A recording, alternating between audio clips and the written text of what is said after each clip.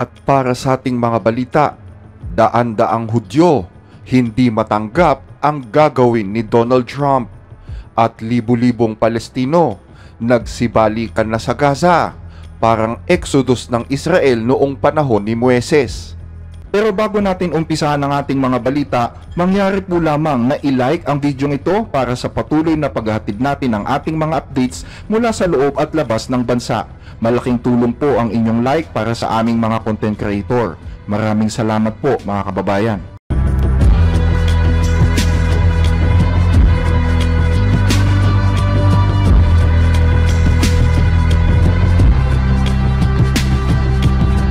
Daan-daang Hudyo ang lumagda kahapon para sa isang protesta laban sa plano ni bagong US President Donald Trump. Yan ay patungkol sa nais ng administrasyon na magkaroon ng mass deportation ng mga undocumented Jews sa US. Ayon sa isang liham na inilabas kahapon, January 27, nagkasundo ang malalaking organisasyon ng mga Hudyo sa Amerika na labanan ang mga patakaran ng bagong Pangulo tungkol sa imigrasyon. Kasama sa mga lumagda ang mga organisasyong Hudyo mula sa mga kilalang religious groups tulad ng mga Reform, Conservative at Reconstructionist Organization na pawang lahat ay may malalaking bilang na mga miyembro sa iba't ibang bahagi ng USA. Kasama rin sa mga lumagda ang mga local Jewish groups at institutions.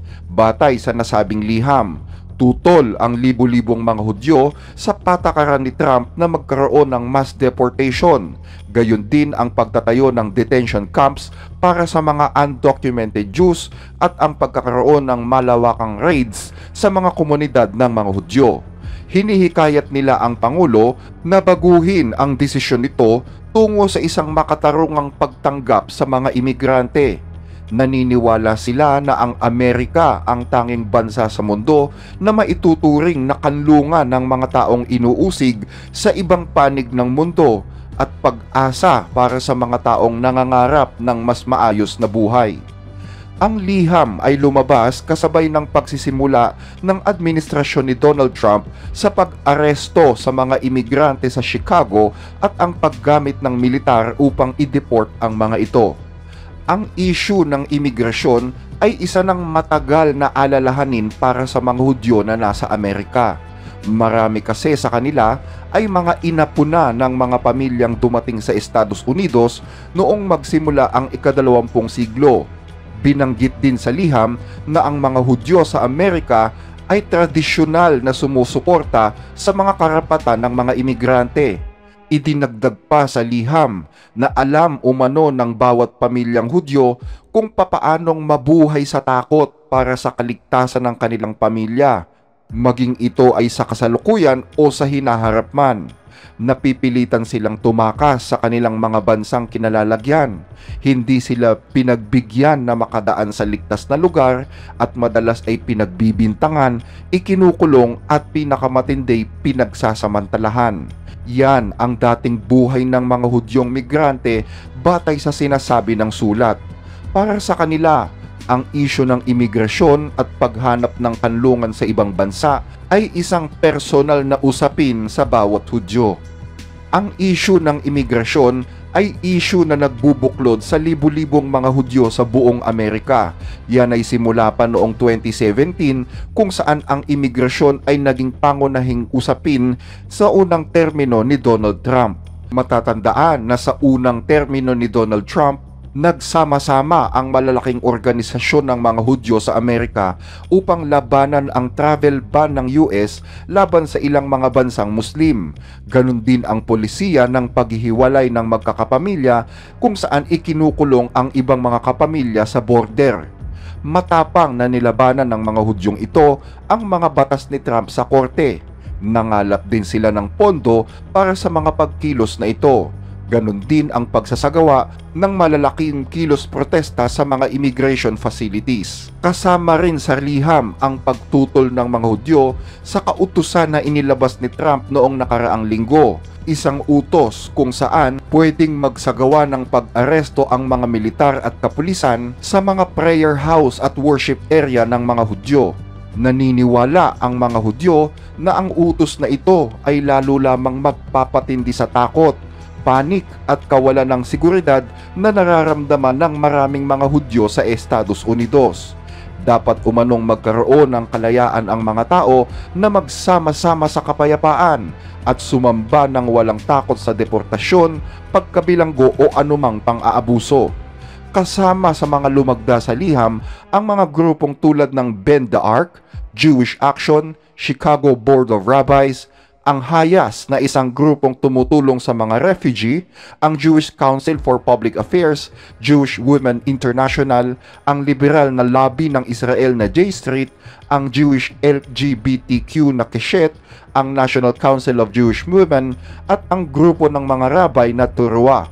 Maging ang mga Jewish Community Relation Council sa 8 lungsod ay naging bahagi rin ng pagtutol na ito.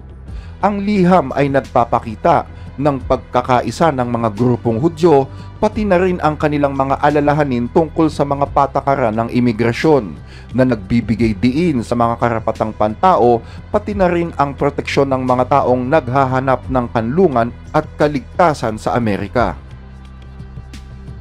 At para naman sa ibang balita, libu-libong Palestino nag-exodus na sa Gaza. Nagsimula ng kumilos ang libu-libong Palestino upang magsibalik sa kanilang mga tahanan sa Gaza kahapon, araw ng Lunes. Yan ay matapos buksan ng Israel ang mga roadblock kasunod ng kasunduan sa pagitan ng Israeli government at ng grupong Hamas kaugnay sa pagpapalaya ng 6 na hostages ngayong linggo. Kabilang sa mga hostages, sina Arbel Yehud at ang babaeng sundalo na si Agam Berger. Simula alas 7 ng umaga ay pinayagan na ang mga Palestino na maglakbay sa bahagi na kung tawagin ay Netzarim Corridor nang hindi dumadaan sa anumang inspeksyon. Ang nasabing daan ay isang military zone sa timog na bahagi ng Gaza na itinatag ng Israel noong unang araw ng digmaan.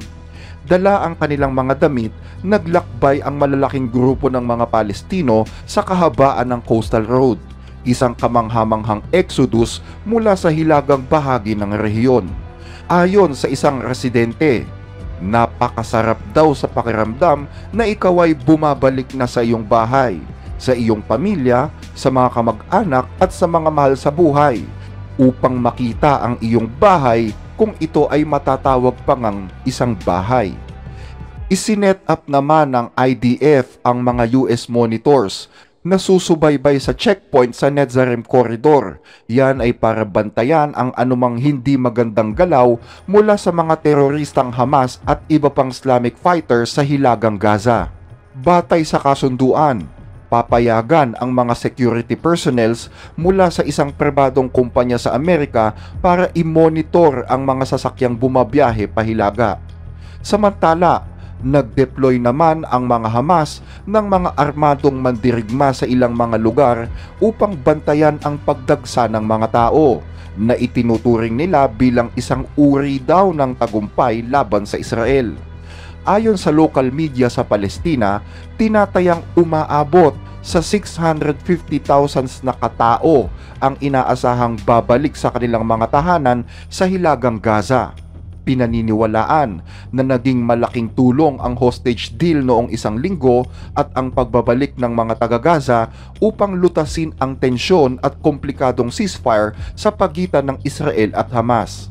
Matatandaan na isa sa mga pinangangambahan ng Israel ay baka gamitin ng mga Hamas ang pagdagsa ng mga tao mula sa timog patungong hilaga. Yan ay para i-reposition naman ang kanilang mga tao. Dagdag pa rito, nagbigay rin ng babala ang Israeli Defense Forces sa mga Palestino na huwag silang lalapit sa mga posisyon ng puwersang Israeli na naroroon sa lugar. Ayon sa post na inilabas ng tagapagsalita ng IDF sa wikang Arabic, inuutusan ang mga taga-Gaza na huwag magsama ng mga terorista o armas patungong hilagang Gaza. Bawal din silang lumapit sa mga posisyon at tropa ng IDF sa Gaza o sa teritoryo ng Israel. Bawal silang lumapit sa Rafah Crossing at Philadelphia Corridor na nasa timog Gaza at bawal silang lumangoy, mag-dive o mangisda sa dagat Mediterranean sa mga susunod na araw. Ayon sa ulat ng mga Palestinian media na inireport noong Lunes ng umaga, nagsimula na rin daw umalis ang IDF mula sa isang bahagi ng Netzarim Corridor sa gitnang Gaza. Yan ay bilang paghahanda sa muling pagbubukas naman ng isa pang lugar para sa mga displaced Palestinians. Ayon sa isang opisyal ng grupong Hamas, nagsimula ng dumaan ang mga displaced Palestinians sa Al-Rashid Road mula sa kanlurang bahagi ng Netzarim checkpoint papuntang Gaza City at hilagang bahagi ng Gaza Strip. Dahil sa kasunduan, nabigyang daan din ang pagdagsa ng mga humanitarian goods gaya ng pagkain, gasolina, gamot at iba pang pangangailangan sa Gaza. Pero ayon sa United Nations, malaki pa rin daw ang kakulangan sa mga humanitarian aids na ito. Ayon sa ceasefire agreement, inaasahang makakabalik na ang mga residente ng Northern Gaza sa kanilang bayan sa katapusan ng linggong ito. Ayon sa Israel, nilabag daw ng Hamas ang kasunduan nang hindi nito palayain si Ehud noong una, dahilan upang hindi nila buksan ang iba pang mga crossings. Pero kalaunan, ayon sa tagapagsalita ng negotiating panel sa Qatar, pumayag din daw ang Hamas na palayain si Ehud at ang iba pang mga hostages bago mag-Biyernes. Pero bilang kapalit, ay dapat pumayag ang Israel na bumalik na ang mga displaced Palestinians sa hilagang Gaza, gaya ng ating nasasaksihan ngayon. Para sa mga Hamas, isang tagumpay laban sa Israel ang pagbabalik ng mga taga-Gaza sa hilagang Gaza Strip, dahil sinasabing nabigo daw ang Israel na sakupin ang lugar na ito at palayasin ang mga Palestinong nakatira dito. Ganito rin ang naging paniniwala ng isa pang Iran proxy na Islamic Jihad. Matatandaan din kasi na sinabi ni US President Donald Trump na nais niyang linisin ang Gaza at i-resettle ang mga Palestino sa Jordan at Egypt habang isinasagawa ang rehabilitasyon at rekonstruksyon ng Gaza. You'd like Jordan to house people from I'd like him to take people. I'd like Egypt to take people. I'm meeting with, I'm talking to General al-Sisi tomorrow, sometime I believe. And I'd like Egypt to take people, and I'd like Jordan to take people. It's literally a demolition site right now. Almost everything's demolished, and people are dying there. So I'd rather get involved with some of the Arab nations and build housing in a different location where they can maybe live in peace. Or could be temporarily, could be long term. Pero tinanggihan ng Egypt at Jordan ang ganitong plano ni Trump, dahilan upang batikusin sila ng mga kapwa Muslim na bansa sa Middle East. Hanggang dito ang ating mga balita. Muli ay maraming salamat po sa inyong pakikinig.